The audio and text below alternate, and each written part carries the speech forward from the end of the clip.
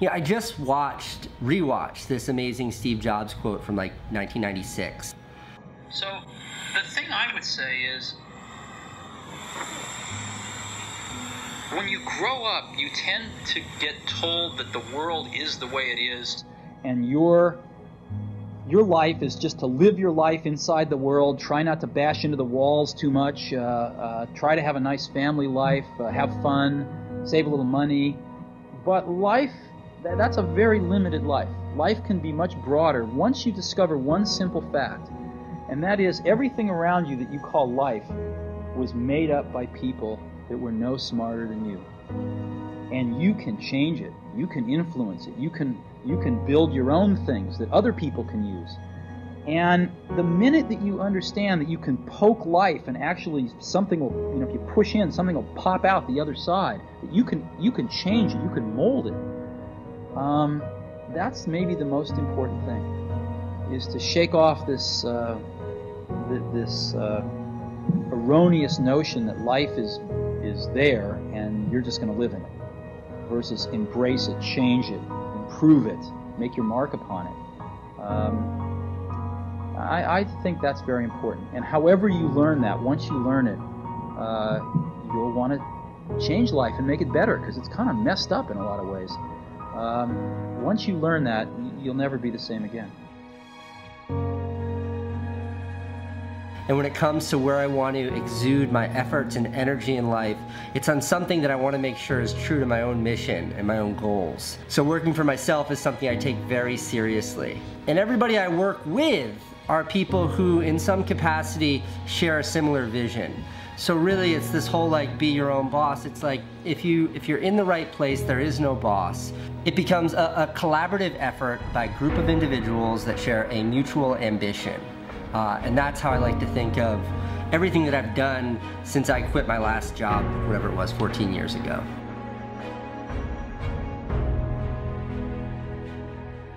You can do what everyone else does and you can fit in.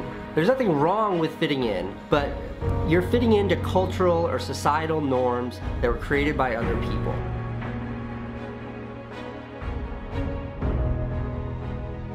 You should never compare yourself to other people in life. But I do remember that feeling of standing at the bottom of a huge mountain, staring up and it feeling seemingly impossible to get to where I wanted to go. And in the last 15 years, I've learned it's not, but it takes a lot of work and a long time.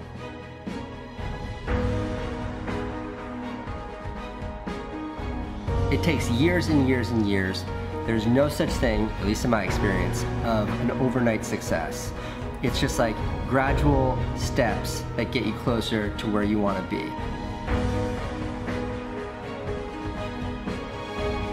I only have one piece of advice to offer on this round, on this 3 million. And that one piece of advice was given to me by a guy named Roman Atwood. And it's the best piece of YouTube advice I've ever been given. And it was 3 words. Just keep uploading.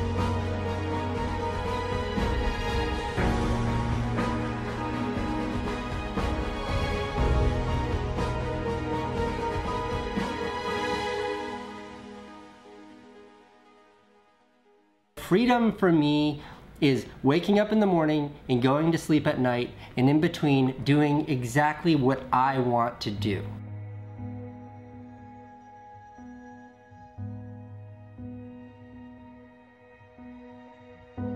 The secret to happiness is finding something you love and then doing that for the rest of your life.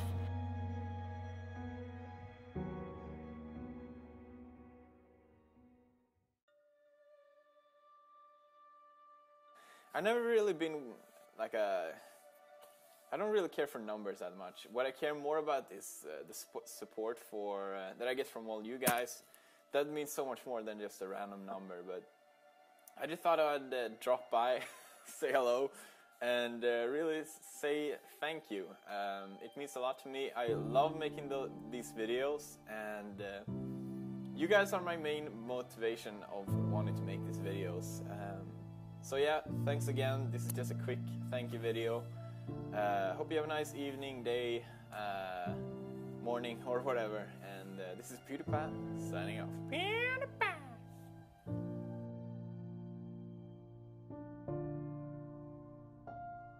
When I started doing YouTube, I was in college, I was on a student loan, I couldn't even afford a proper computer that I could record gameplay on. Shortly after, I quit college, and so I had to get a job, and I took whatever job I could get, which was to work in a hot dog stand. I was the happiest I was at that time because I was finally, for the first time in many, many years, doing what I wanted to do. And the fact that I could make videos was so much more important to me that I had to spend a few hours a day doing a job that wasn't that prestigious. I really think that money doesn't make you happy. I am just as happy as I am now as I was 5 years ago. I think that's what's cool about YouTube, that anyone could technically do it, right?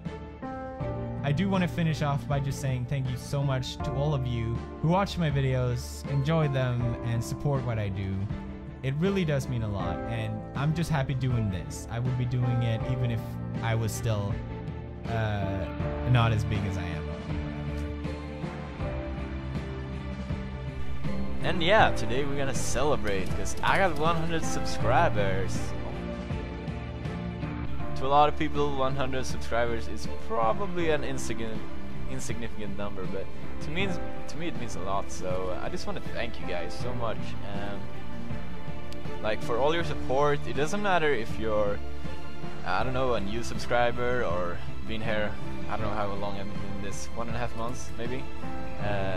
I just want to thank you guys. I love you all equally. Thank you so much for commenting on my videos and rating them, and subscribing and participating in any way. It just makes me happy.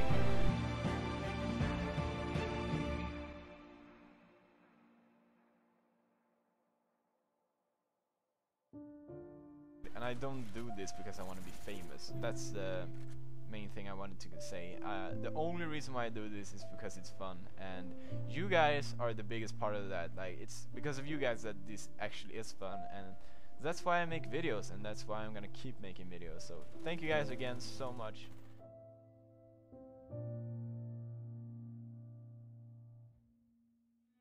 9 p.m. 9 o'clock at night. Tomorrow morning I also have to get up at 5:30 in the morning. But I didn't shoot a vlog today, I didn't shoot a video, which is fine, taking days off is fine, but I shot this morning, which meant I started something. So if I didn't do a vlog today, it would have meant starting something and not finishing something. And in my book, that's not okay. Who starts something and doesn't finish something, that is a loser. Someone who starts something and always finishes it, that is a closer. One of my favorite movies is called Glengarry Glen Ross. Here's a quick scene. A, B, C. A, always, B, B, C, closing. Always be closing. Always be closing. Yeah, I tattooed that on my arm. Last week I talked about that Voltaire quote, perfection is the enemy of good. And what that means is you can never let your desire for perfection prevent you from finishing something that's good. Because to finish something, even imperfectly, is to learn from it, and then you can move on and get closer to perfection. Everybody but the successful people fail to realize about any creative industry is that there is absolutely no defined path. There isn't one, so it's about paving your own path. And now for me, my path meant mainstream just didn't work, and new media did work. And for other people, it's entirely antithetical to that, where mainstream is exactly the right place for them. So there is no formula that's right or wrong. I'm just much better versed in my own, the trajectory that I followed myself, and that includes really running away from the establishment and into whatever the most forward-thinking space is. Focus. Focus is super underrated. Like, if you commit all that you are and all of your energy to one thing, you'll... Okay, this diagram, I took this from a book called, I don't know what it's called, but it goes like this. All right, you can do 10 things to like the first degree, like this right here, and that's how well you'll do all 10 things. Or you can do one thing to the 10th degree right there, and look how much better you do that. So when it comes to focus, to put all of your energy into one thing is to do that one thing really well, to the best of your abilities, to take it all the way. And to scatter yourself means you're never actually accomplishing anything. You're just sort of chipping away at a bunch of nothingness. And this is true for work, this is true for like dating versus committing yourself to one person, friendship, everything. Like really focusing and investing yourself into something you're passionate about will always yield better results than scattering yourself around, than spreading yourself thin. I don't have any sympathy for you. I've got a full-time job, 2 kids, baby, wife, house, bills, life, reality, and if I can find time to make some videos every day, then you can too. I know what high school is like. I did it for like a very short amount of time. If it's something you really want to do, you will find the time. 1 year of vlogging. Before I started vlogging, I had a YouTube channel for 5 years. And in those 5 years, I had a whole bunch of huge viral hits. Movies that got like 15, 16 million views. But my subscriber growth was anemic. The channel growth was anemic, flat like that. 5 years, 500,000 subscribers. Then I started uploading daily. And in 5 months, I had 500,000 more subscribers. That's 1 million subscribers. 5 years for the first 500,000, 5 months for the second 500,000. So I kept uploading. And 2 months later, I had another 500,000 subscribers. Now here I am, 1 year after doing daily uploads, and I've got 2.5 million subscribers. YouTube isn't Hollywood. I'm not Stanley Kubrick. You can't succeed here if you're uploading once a month. If you want to succeed here, you've got to show up for work every single day. That took me 5 years to learn. I didn't start daily vlogging to grow my YouTube channel. I did it as a way to kill all of those excuses I used that kept me from making more movies. Because at every single inflection point in my life, doing the work has always been the thing, has always been the catalyst that took me from where I am to where I wanted to be. Last night, I was at the gym, getting swole. I was listening to a guy named Dan Ariely, who's a behavioral economist. He was talking about why we work, and his entire sort of thesis was predicated on the idea that we work because we want to, not because we have to. It made me think about my YouTube channel and the fact that I've made like 600 videos in the last couple of years, and how much and all the things I don't get to do in life because I'm so focused on my work. The vast majority of the work that I do, including here on YouTube, I get paid for, but it definitely is not why I show up. I did it out of this like longing or hunger for accomplishment, or this idea of needing to complete something. The professor I was listening to, he equates it to like climbing a mountain, which is a perfectly... It's an appropriate analogy because I love climbing mountains. Look, here is a picture of me and my homie Graham at nearly 23,000 feet above sea level. My brother Van put that note in there right after we got back. So why would we climb mountains? I don't get paid to climb mountains. It's not fun. Do I look happy there? I'm not happy. I'm close to death right there. We climb mountains for the same reason that we work. It's because as human beings, you have this desire to do something, to complete something. I should preface this answer by saying I definitely got made fun of a lot for the way that I look when I was in school, and all those bullies that picked on me are all losers now. So never forget that. People who judge others, especially people who judge others based on things like looks, on whether you're black or white, whether you're Jewish or you're Muslim, whether you are gay or straight, because of their body type, whether they're fat or skinny, whether you have pimples or whether you have a big butt. These judgmental people, their opinions don't matter because they don't matter. Judgmental people are of a lower moral authority than those who don't judge. And we, people who don't judge, we have a responsibility to crush, to destroy those mean, judgmental bullies. And we do that with an overwhelming positivity, and we do that with our extreme open-mindedness. And when you subscribe to those values, you really stop caring what other people think. Because chances are, if other people are judging you, they're wrong. Hunger is a very, very powerful motivator. And when I was living in that trailer park with the kid, like we were on welfare for a while. Yeah. I was a dishwasher. I worked in a crappy seafood restaurant as a dishwasher. which now just sort of parenthetically my favorite piece of advice to give to young people saying I don't know what I want to do with my life. I say get a job doing something you hate, because the fastest way to figure out what you love and where you want to be in life is by spending a lot of time doing something you hate. So it's miserable. Yeah, so spending 50 hours a week scrubbing pots and pans was like, I was just in my head the whole time fantasizing about what I want to do in life. I was making enough to like feed my kid and pay my, I think it was $300 in rent, $300 a month rather than mortgage on my trailer. But my biggest fear was not being broke, because like when you're at rock bottom and you're on welfare, you can still like afford food. Get by, yeah. Yeah, get by might be a stretch. Like I could afford food and I could afford my trailer. Right. So it was like we weren't homeless and we weren't starving. So to me that was absolute destitution. Wasn't really like that bad. There's no dignity in it, but still it wasn't. You weren't on the streets. That's right. So with that, like it's like, what is it? Maslow's hierarchy of needs. Maslow's hierarchy of needs. Like, so like once basic needs were met. Basic needs were met, then I started to look around and I realized like the greatest fear for this like beautiful little baby boy was that he would grow up and see his dad as a loser. And that is once those basic needs are met, that's an incredibly powerful motivator. Yeah. Because, my dad who's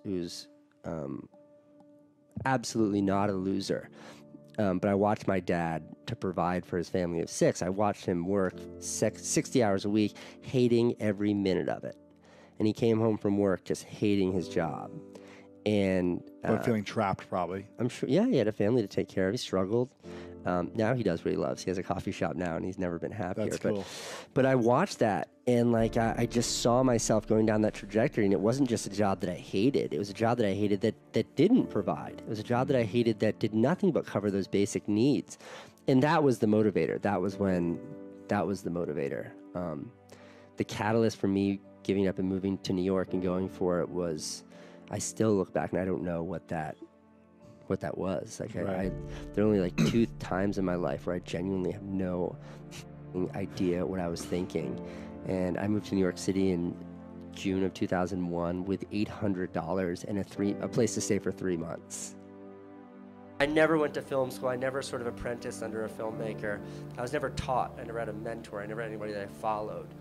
And the interesting thing that happens when you don't know the way is that you have to find the way. And I always get to the destination, which are these finished movies, but the path with which I employ is radically different from what's the norm.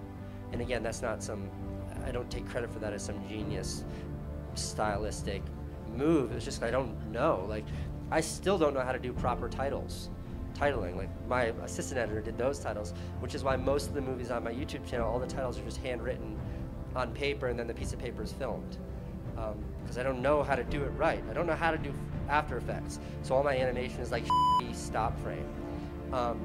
And now, sort of in success, I have the opportunities to use all of the tools that were always so elusive to me. So now it's a much more conscious decision to maintain this sort of handmade aesthetic. I produced 2 feature films that were big hits. They premiered at like Cannes Film Festival and Sundance, and I got an award that Natalie Portman gave me on TV that my dad watched, and it was like a big deal. And I remember having this moment where I realized that like I was so deep into this thing that it didn't feel right to me. And it's different trying to find opportunities when you are in a place of success, when you're in a place of comfort. Like I was no longer starving, I wasn't hungry anymore, I had some recognition. But something didn't feel right, and that was when I took this big pivot, and that pivot was to like, you know what, it's not the politics, it's not the Natalie Portman giving me the award, it's not the schmoozing that I love. I love telling stories. Telling stories is my passion. And that was when I decided to sort of walk away from TV, and walk away from movies. And I just wanted to make YouTube videos. And I remember like my big Hollywood agent, when I sort of told that to him, he was like, oh God, Casey, no. This is 4 years ago, YouTube, 5 years ago now, YouTube was nothing. It was something that was silly. It was like a really great place to go and watch cats play the piano. And I wanted to like parlay my career as a very successful filmmaker into that. And I can't tell you the opportunities that were birthed from that. It's given me what I have today. That's opportunity. those are opportunities. Those are opportunities that in the moment I couldn't have told you were opportunities. I didn't know what they were. They were something that just felt right. They were something that looked right. I did my best calculations. I took my best guess. It wasn't reckless. I never operate recklessly, and this is an important differentiation between recklessness and fearlessness. I always do my best to operate without fear. Don't not do something. Don't skip something because I'm afraid to do it, but make sure it's a smart decision. And then part two of that is obligation. I feel obliged to embrace opportunities like that. I felt obliged to quit my job. I felt obliged to walk away from HBO. And the obligation was because there was something in me, there was a truth that I wanted. And the obligation was to embrace that. Apple came out with the iPod, and in 2003, my iPod battery died. And I called up, and I was like dead broke at the time. It was a present. I called up Apple to fix it, and they were like, just buy a new one. And it really pissed me off. So I called them back, but I recorded the phone call. And this was at the time, I know, this was at the time when Apple had those like awesome, like those silhouette with the colors, posters all over New York City. I mean, the whole city was covered in them. So I recorded the phone call, and then my brother Van and I went around with this stencil, and we spray painted iPod's unreplaceable battery lasts only 18 months on every one of these in New York City. And we didn't think it was, I mean, sure we were wise asses, but we just thought we'd educate the masses. Like if Apple wasn't going to do it, we thought we would. And the irony here is that this video is like huge. This is before YouTube. This is when viral meant like chlamydia in a frat house. Like this thing was huge. Like this was emailed all over the place. Millions of views. Steve Jobs sending me hate mail. And then like a week later, Apple changed the policy, and they were like, yeah, we were going to do it anyways. Which is great. But again, this video brought a lot of eyeballs to my brother and me, and people got to see all these other little stupid videos that we'd been making for years. And I tried to like find some press for you guys, but this is 7 years ago, so I couldn't really find. But this was some of that. And anyhow, it brought a lot of attention to us, and if anything, it drove home the point that like you don't need any of that understood infrastructure. This was just like us being pissed off, and that was enough motivation, so we went and made this movie, and now we got all this attention. And we drove that home I stuck with that for a really long time, and now, you know, I make sort of serious movies. I just shot a documentary, a feature-length doc in Afghanistan, which is going to be kind of serious. But I never let go of that, and I still make sort of like wise-ass off movies. And this summer, this is a good one, I just want to tell this story, but this summer I was riding my bike through New York City, and I was pulled over in the pouring rain by a police officer for riding my bike outside of the bike lane. I said, come on, man, that's like, give me a break. So I filmed the cop on my iPhone, naturally, and then I made a movie of me going around trying to show the officer why you can't always ride in the bike lanes, and I crashed into everything I found. So the video is just me arguing with a cop for like 30 seconds, then me crashing my bike for another 2 minutes.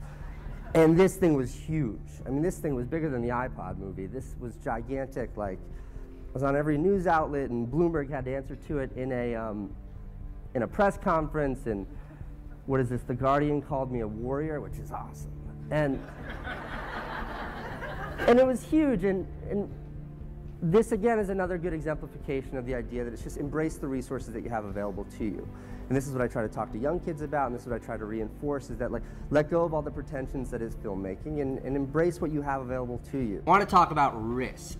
As a guiding principle, life shrinks and life expands in direct proportion to your willingness to assume risk.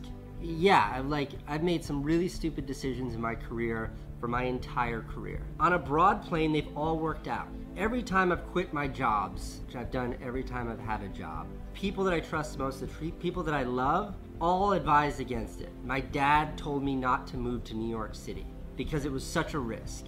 And every time I took these bigger risks, the opportunity for a larger payout was always there. Life is like this super temporary, mega fragile thing. You only get like a nugget of time to really pursue the things you care about. And like I'm 30, and my rule is that the right time is always right now. To put a little meat on these bones, this new company that I don't really talk about This new company is the biggest risk I've ever taken.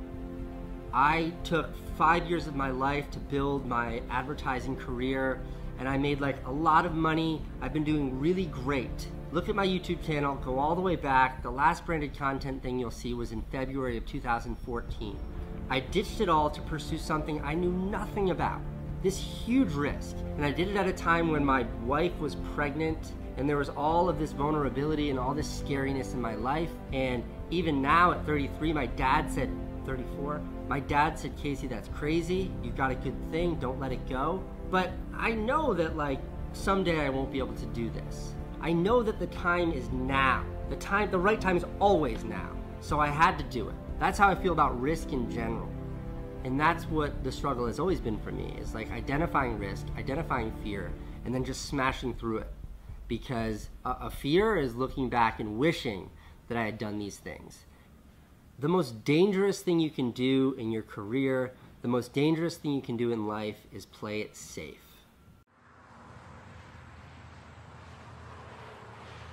Ladies and gentlemen of YouTube, Boogie988 coming at you live once again to Power 98 Internet. Boogie988 coming at you live once again to the Power of the Internet. Coming at you live once again to the Power of the Internet. What's up, ladies and gentlemen of YouTube? Boogie988 coming at you live once again.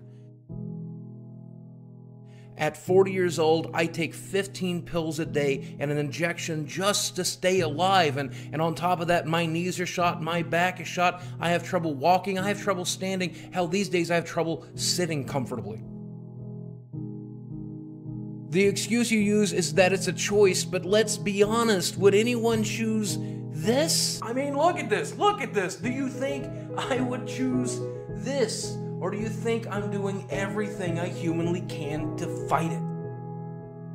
The misperception that fat people are stupid or lazy or weak-willed is one of the dumbest things I have ever heard, because it takes a lot of will and effort to live a day like this, much less try to fight it. You get into this cycle that a lot of people I don't think realize, and I hate to quote a fat bastard from the Austin Power movies, but he says, I eat because I'm sad, and then I'm sad because I eat. But that is the cycle that you get into. Like, you eat because you're sad and you're miserable and you're unhappy, and eating feels good, it makes you happy on some level. And then the fact that you're getting fatter makes you sadder, so you eat and you get sad, you eat and you cry, you eat, cry. Eventually, most people my size will eat while crying about the fact that they're eating.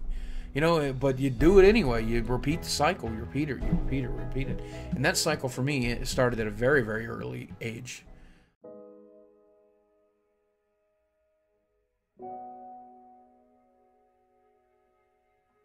At the age of 7, I was heavier than the other kids by 25, 50 pounds. By the time I graduated high school, I was 350 pounds. By the time I was 30, I was almost 600 pounds. And through therapy over the years, I have learned that my eating disorder and what I've done to my body largely stems from the fact that I was born into a family full of crazy people who did not want me there, and they mentally and physically and even sexually abused me at points. So this is just kind of how I retaliated. The amount of pain that's in my head and my heart is immeasurable. It haunts me every day of my life and always will. Because of that, I have 2 diagnosed disorders. The first is PTSD. I have extreme anxiety. Several times a day. Some of the simplest things. Seeing a shoe on the floor, seeing soda on the edge of a chair or edge of a table or whatever, my brain will trigger. It's awful. I feel like I'm dying. I feel like I'm going to die. I lose my breath. I lose my mind. I go crazy. I get angry. I get sad. I get depressed. I get everything. I get suicidal. I'm afraid it won't end. I'm afraid it will end. I'm afraid I'll end myself.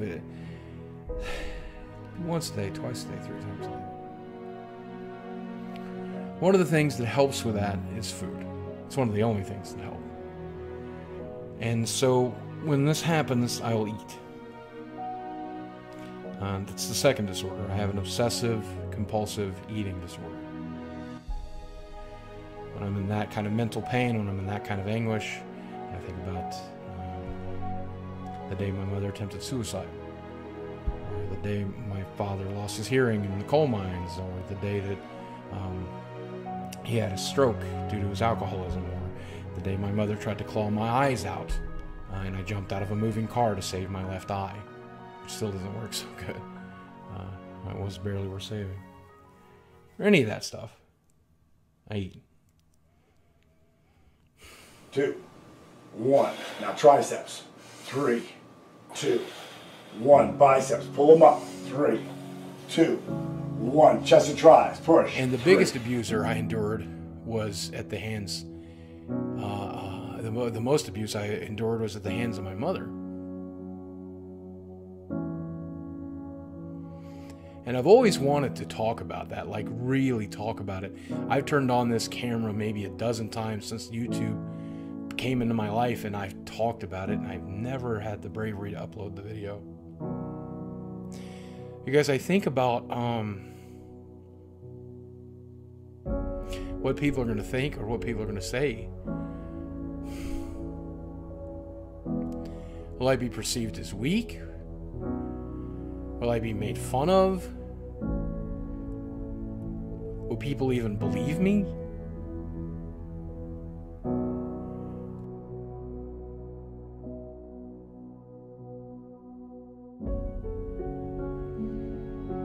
I was abused not once a month, not once a week, but physically every day, sometimes with a small gap in between of a day. I was cut, I was burnt with cigarettes, I was stabbed, I was thrown, I was picked up and thrown.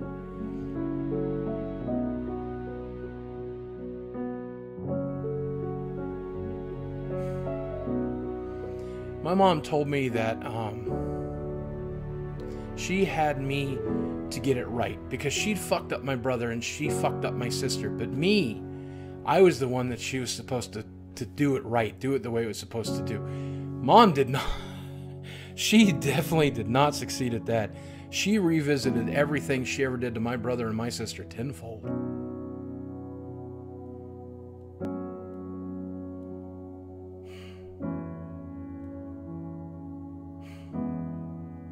Steven's sitting here thinking about that stuff. So many stories I want to tell, and even now I'm ashamed to tell them.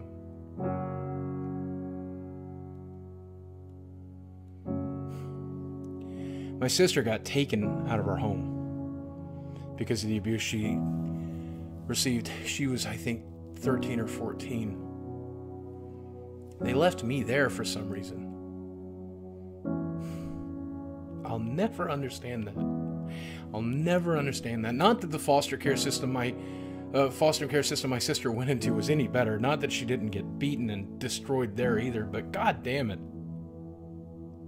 Someone should have fucking helped. You know?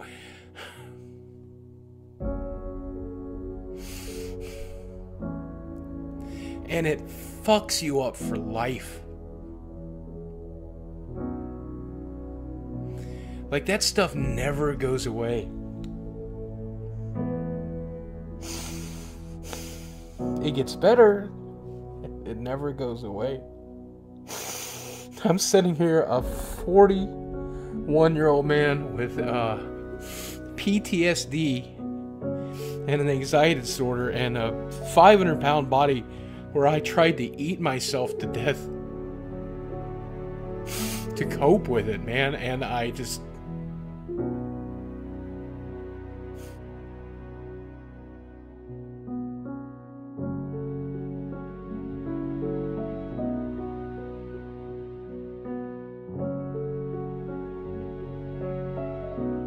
Now, my primary abuser, which was my mother, she passed in 2009, and while that was a very sad thing and very difficult to deal with, it was also bittersweet because it brought me some very necessary closure in my life that allowed me to finally start healing.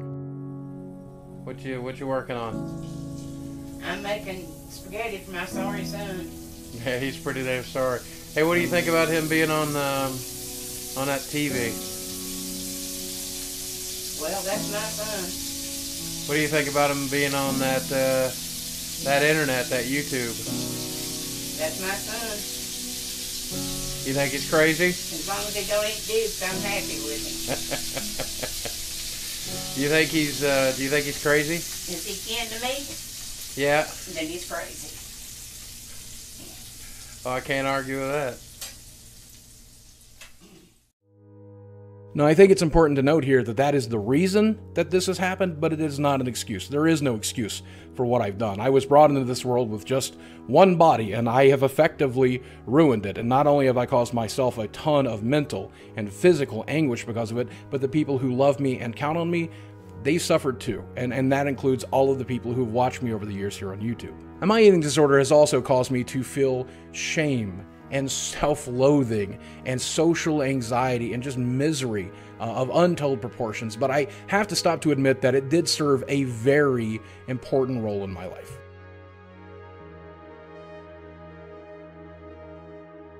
When I was a young teenager and I was suicidal, food kept me alive because it was the only source of joy in a life that was otherwise filled entirely with misery. When I was a broke young adult and I was even homeless, I knew that if I got $5, I could take it to a pizza buffet and eat thousands of calories. If I didn't know where my next meal was coming from, I had the ability to eat and eat a lot, and I knew that that would keep me going for some time.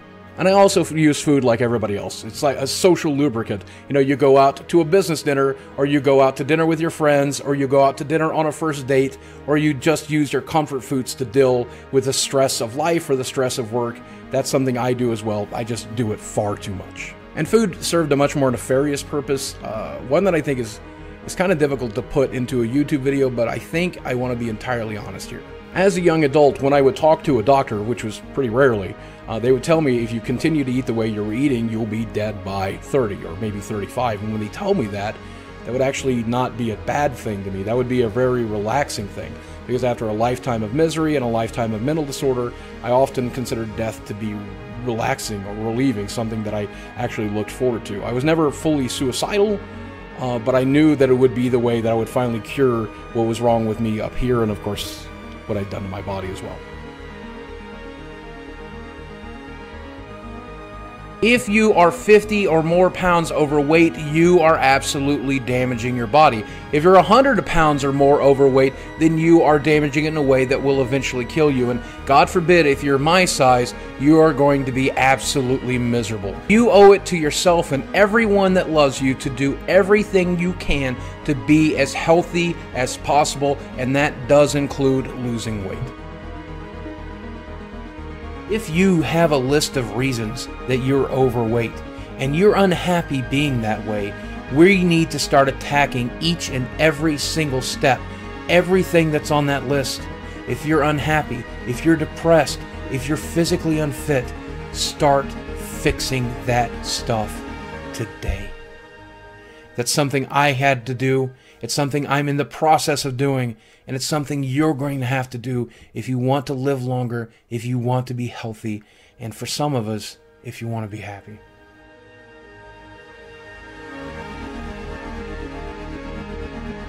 I don't know your situation. You may be in a wheelchair, you may be a burn victim, you may be extraordinarily unhealthy or extraordinarily unhappy. I'm not here to judge you. But I am telling you that no matter what your situation, there's no reason not to fight for something good. There's no reason not to fight to help yourself and help the loved ones around you. There's no reason not to try every single day, no matter how futile the situation is, no matter how futile you think life is, no matter how meaningless you feel that the world is, you know? And I hope that you can take inspiration in that.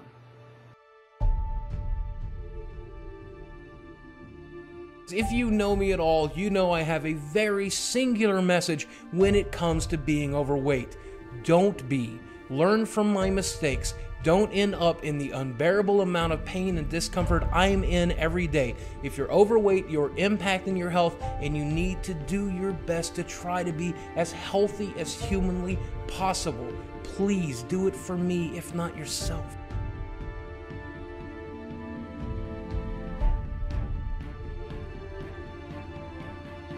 You have to love yourself. No matter who or what you are, you have to stand up and let the world love you.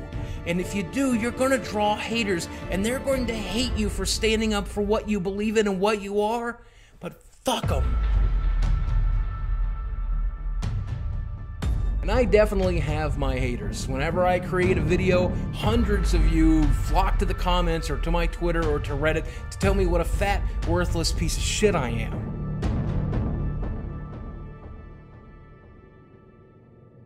Please try to lead healthy, happy lives. Learn from my mistakes. Do better. Just do better. All right? I have undone a lot of the damage in here, and I have the medical science backing me up with surgery looming sometime in the future. And I know that this 8 pounds of weight loss is not only 8 pounds smaller than my original starting goal, but it's 8 pounds I'm never going to get back. I'm never going to weigh 528 pounds again in my life. I hope I'll never weigh 520 pounds again in my life. I hope I hit 519 this week, and I never look back.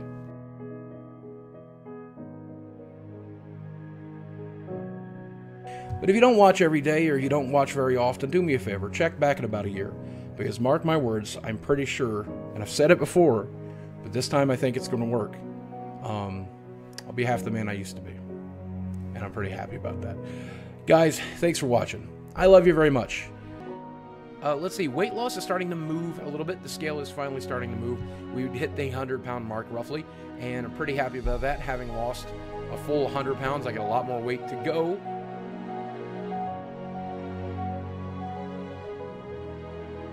Take it from a morbidly obese guy. Learn from my mistakes. Do better. And if that seems hypocritical, I'm fine with that, as long as you do better. Okay? Promise me you will. I'm currently at about 150 pounds down since my pre-op diet, and a little over 100 pounds since the surgery date, which was almost exactly 6 months ago today. 6 months ago this week. Moving forward, I'm very excited because I'm looking forward to the future for the first time since ever. I hope you guys check back into me in a few more months to see how I'm doing. And for those of you who followed me through this journey so far, thank you for being there. For those of you who have been here long before this journey began, back when I was yo-yo dieting and making promises every day that I was finally going to get it, that I finally had it. Well, you waited, and here we are. It paid off. It took surgical intervention to get me there, but we're there. Guys, thanks for watching. I love you very much. I'll speak with you again soon.